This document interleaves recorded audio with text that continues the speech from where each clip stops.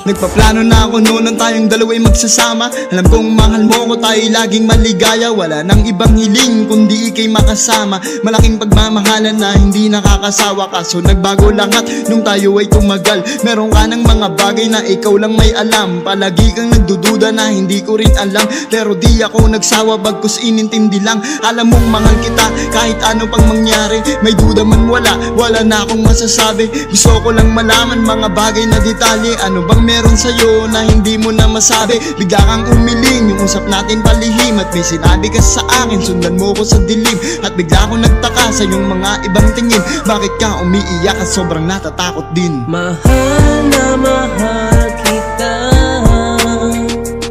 sana masaya ka na. Alam mong masakit